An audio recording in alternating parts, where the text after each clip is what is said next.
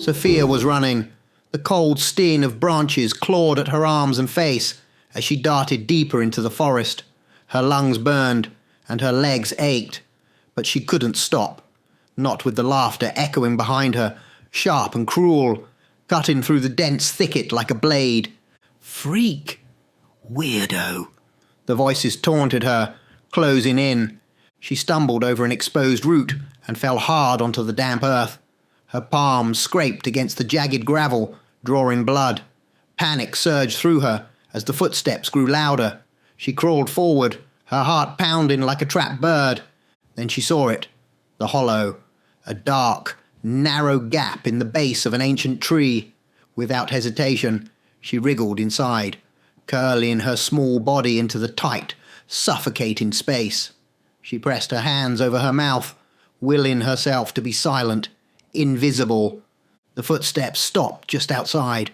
She could hear them breathing, heavy, predatory. "Where'd she go?" one of the voices hissed. "She's here somewhere. Come out, freak!"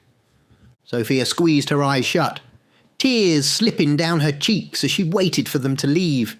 Minutes felt like hours, the muffled sound of their taunts blending into the rustling leaves and the distant cry of a bird. Finally, the voices faded, and the forest fell silent. Sophia stayed in the hollow long after they were gone, too afraid to move, her body trembling with a mix of fear and exhaustion. Sophia woke with a start, gasping for air. Her heart thundered in her chest as her eyes darted around the small, dimly lit bedroom. It was just a dream, the same dream that had plagued her for years, dragging her back to those terrible childhood memories. She sat up slowly, the mattress creaking beneath her. Morning light spilled through the thin curtains, casting a pale glow on the cluttered room. Piles of unpaid bills and unopened junk mail littered the small table by the window. The air smelled faintly of stale coffee and dust. With a heavy sigh, Sophia swung her legs over the edge of the bed and rubbed her face.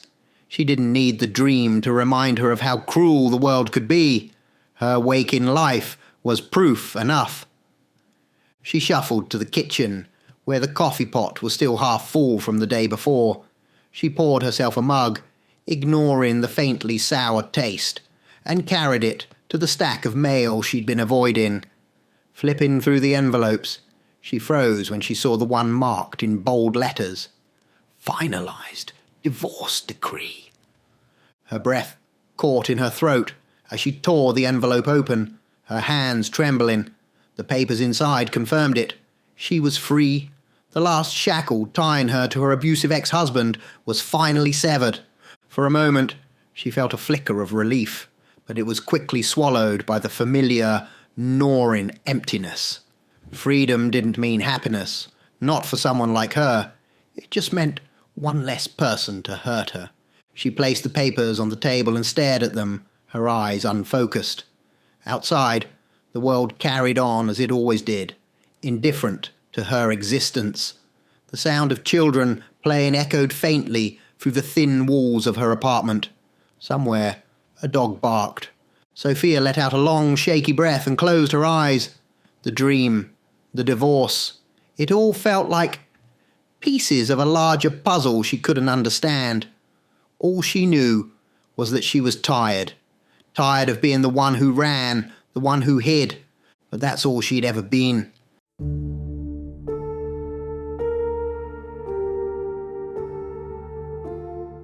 Sophia trudged through the rain-soaked streets, her coat barely warding off the cold drizzle. The city bustled around her, indifferent to her presence. People brushed past, without so much as a glance. Umbrellas colliding, footsteps hurried. She felt like a ghost, floating through a world that had long since forgotten her. At the coffee shop, she joined the queue, her mind already dreading the day ahead. As she reached for her wallet, a sharply dressed woman stepped in front of her, ignoring her entirely. "Excuse me," Sophia murmured, her voice barely above a whisper. The woman didn't even turn around. Sophia stepped back, letting it happen. It wasn't worth the fight. It never was.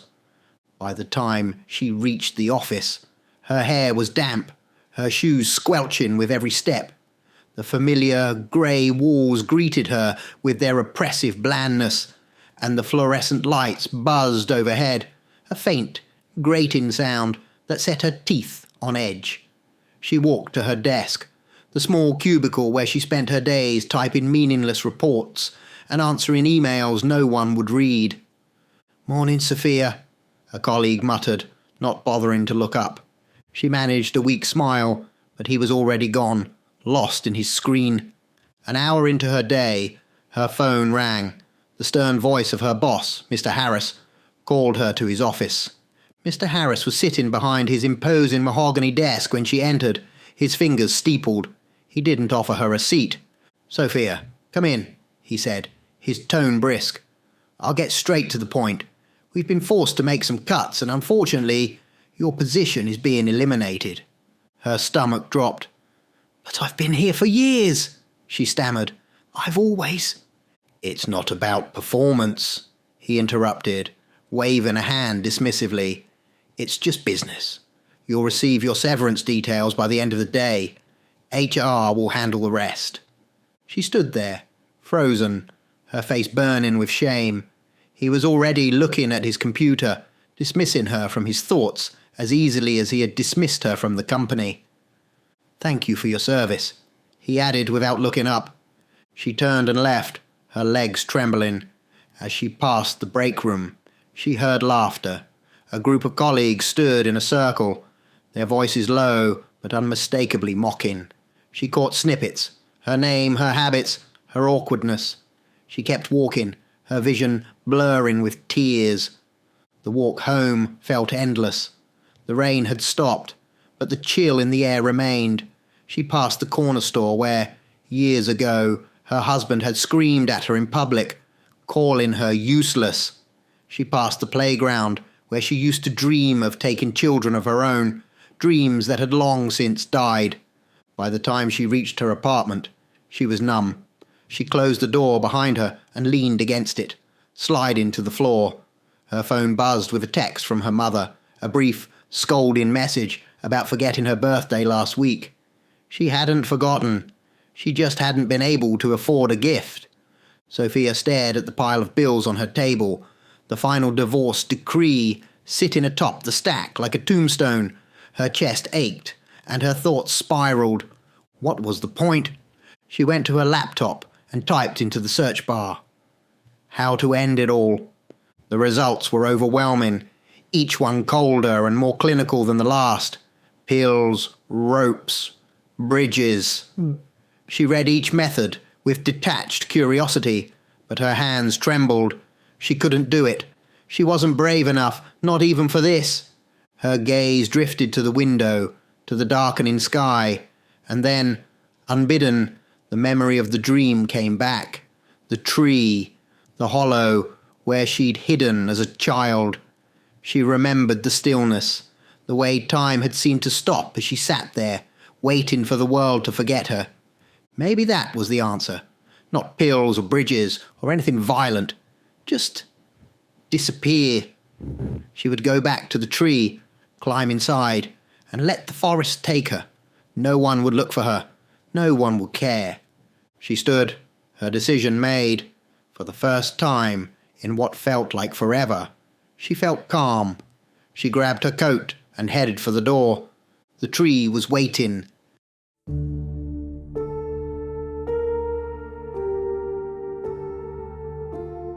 The car rattled down the uneven country road, headlights cutting through the encroaching darkness. Sophia gripped the steering wheel tightly, her knuckles white. The forest loomed ahead, a black silhouette against the bruised purple sky. Her chest felt tight, but it wasn't fear, not anymore.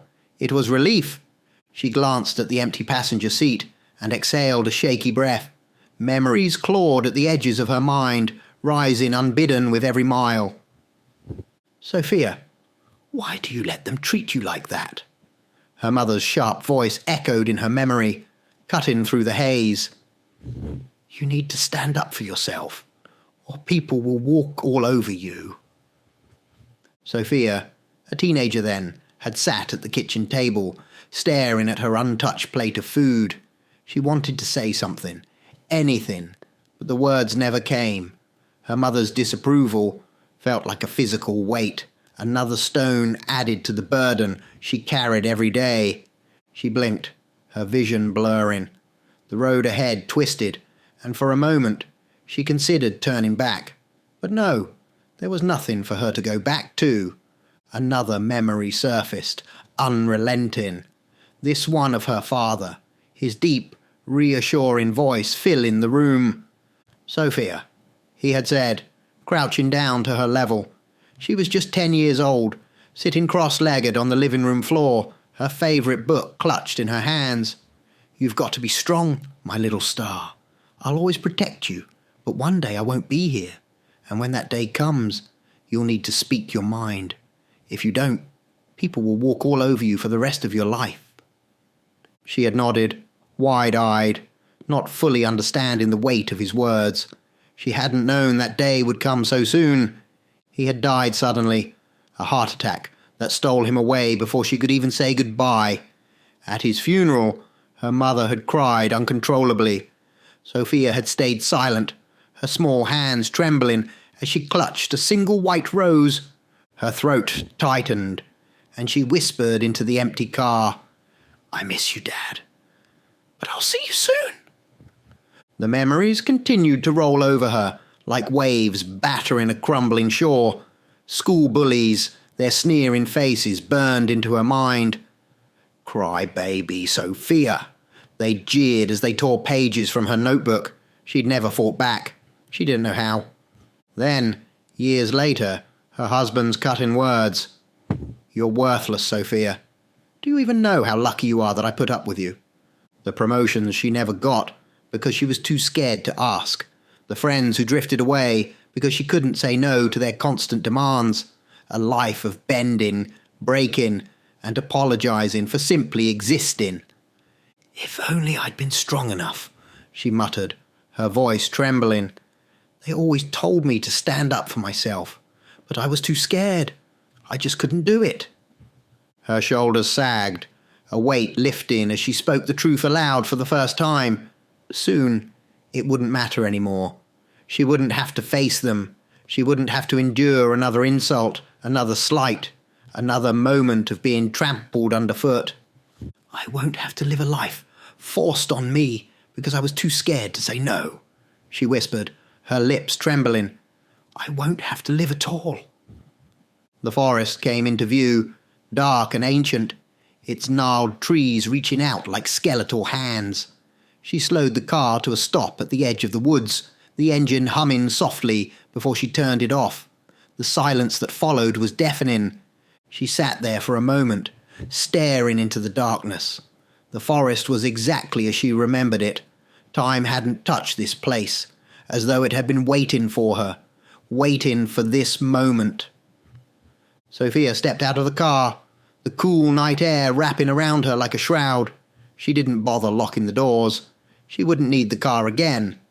As she walked towards the tree line, a strange calm settled over her. Each step felt lighter, as though she was shedding years of pain and fear. Her father's voice echoed in her mind one last time. You've got to be strong, my little star. She closed her eyes and whispered, I'm sorry, Dad. I tried. The forest swallowed her whole. The forest was eerily quiet. The crunch of Sophia's footsteps, the only sound as she moved through the dense, shadowy woods. The air was cool, heavy with the earthy scent of damp leaves and moss. As she walked, her eyes scanned the trees, searching for the one that had haunted her dreams. And then, there it was. The ancient oak stood before her, gnarled and imposing, its twisted branches reaching towards the night sky like claws. It looked exactly as she remembered it, the hollow at its base, the rough bark, even the faint patch of moss growing on one side. It was as if time had ignored this place entirely. Sophia's breath caught in her throat. She approached cautiously, her fingers brushing the bark. It felt rough and cold beneath her touch, grounding her in a way she hadn't expected. She glanced around the clearing, but she was alone.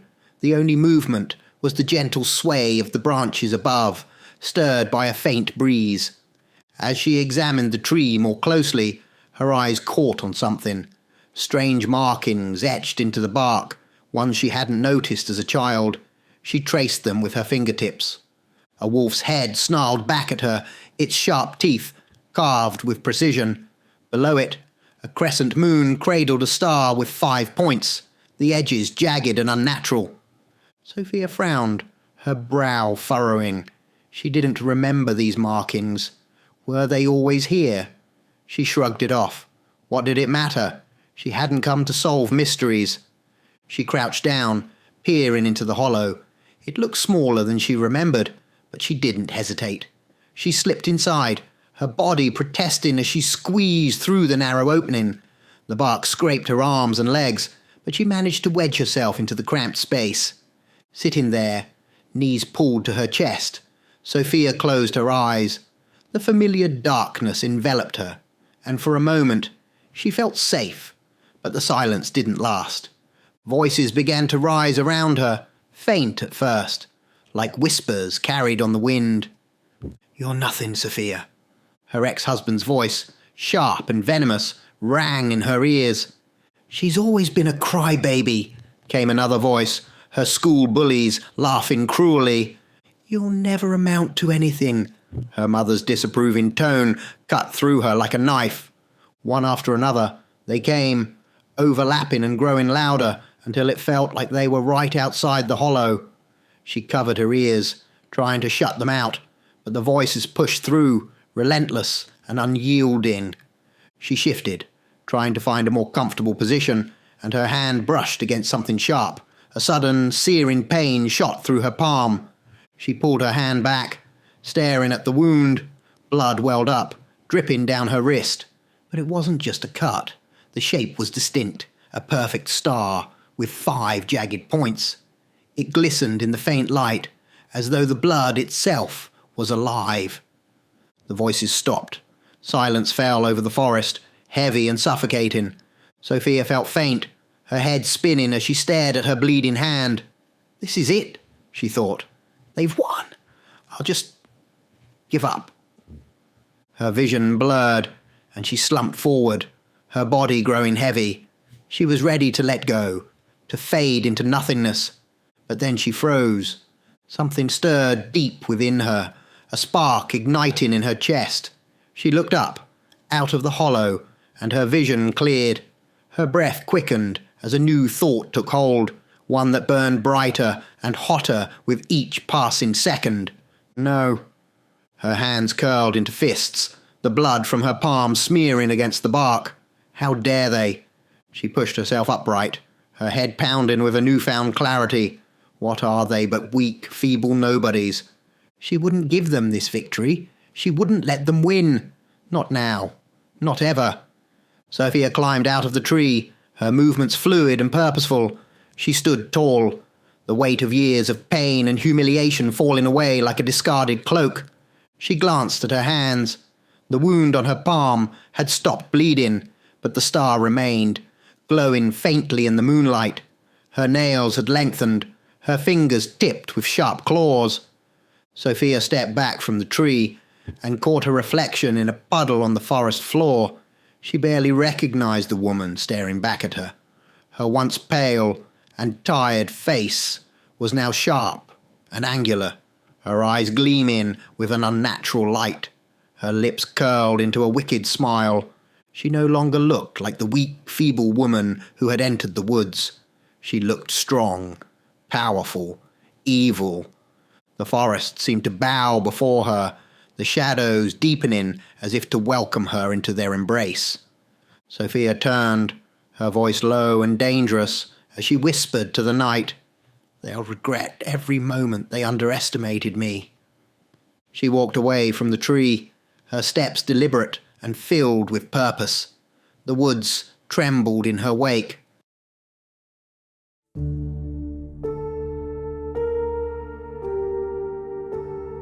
Sophia sat in the darkness of her living room, her body still and her eyes locked on the shadowed corner across the room. In the dim light, a figure loomed, a monstrous reflection of herself, half wolf, half human. It stood tall and powerful, its eyes glowing with an eerie, predatory light. Its fur bristled like black flames, and its claws twitched with barely restrained hunger. She didn't blink. She didn't move. She simply stared, transfixed. This is me, she thought, her true self, the part of her that had been caged and silenced her entire life. The beast looked back at her, its lips curling into a feral grin, as if it knew the chains that had bound it were gone. Sophia didn't sleep that night. She didn't need to. The fire within her burned too brightly. The next morning, she drove with purpose. Her destination, her ex-husband's house. When she knocked, the door opened to reveal a woman, slim, polished, and dripping with disdain. "Oh, it's you," the woman said, her voice sharp and dismissive. "I thought everything was signed. What do you want now?" She turned and called out, "David, your ex-wife's here." David appeared a moment later, his expression twisting into a sneer. "What the hell do you want, Sophia?" Sophia didn't answer. She pushed forward with startling force, sending him sprawling onto the floor. "Have you totally gone crazy, Sophia?" he shouted, scrambling to his feet. The woman stepped beside him, her phone already in hand. "We're calling the police," she snapped. But then the room shifted. Behind them, in the corner, something stirred. The shadows thickened, coalescing into the familiar form of the beast. It towered over the couple, its eyes blazing, its claws flexing. Sophia stood frozen, her breath caught in her throat. She felt no fear, only exhilaration. "This is what I've always wanted," she thought. The beast lunged. Claws slashed through flesh, teeth tore into bone. The woman's screams were cut short as the creature ripped her apart. David's protests turned into wet gurgles as the beast sank its fangs into his throat, blood spraying across the pristine walls. Sophia watched it all, her heart pounding with glee. She didn't flinch, didn't look away. The room was painted red, the air thick with the metallic scent of blood, and she revelled in every second. She left the house without a word, her footsteps light, her heart thrumming with dark satisfaction. Her next destination was her old workplace. The drive was short, but her mind raced with anticipation. She parked and walked through the front doors with a confidence that felt entirely foreign and entirely right. The whispers began immediately. "What's she doing here?" "Isn't that the loser they fired?" "She looks different." Sophia ignored them all, her gaze fixed on the hallway ahead. She reached the boss's office and pushed the door open without knocking. Her former boss, Mr. Harris, glanced up from his desk, startled. "Sophia, what are you doing here? Look, if you're here to beg for your job back, the answer's no." She stepped closer, a smile curling on her lips. "I don't want my job," she said, her voice calm and steady. "I want you." Harris frowned, his confusion quickly turning to unease. Before he could respond, the air behind him shifted. The shadows seemed to ripple, and then the beast appeared, its massive form filling the room. "What the—" Harris started, but his words turned into a scream as the creature grabbed him, its claws sinking deep into his flesh. Sophia watched as the beast tore into him, its growls reverberating through the room. Blood splattered across the desk and walls as Harris's struggles grew weaker, until finally he went limp. The beast wasn't done. It smashed through the office door and into the main area, where the whispers and sneers turned to panicked screams. One by one, the employees fell, their bodies torn apart by the creature's fury. There was no escape. Sophia walked through the chaos untouched. She watched as her darkest thoughts, the ones she had buried for so long, played out before her. The beast was her. It was the anger, the pain, the humiliation she had endured for decades, unleashed without restraint. In the days that followed, Sophia continued her reign of vengeance. She visited the bullies who had tormented her as a child, the so-called friends who had used her, the teachers who had ignored her cries for help. Each time, the beast appeared, emerging from the shadows to exact the punishment Sophia had always dreamed of but had never dared to carry out. She stood by, watching with a wicked smile as the beast clawed, bit, and tore through them all. She felt no guilt, no regret, only power.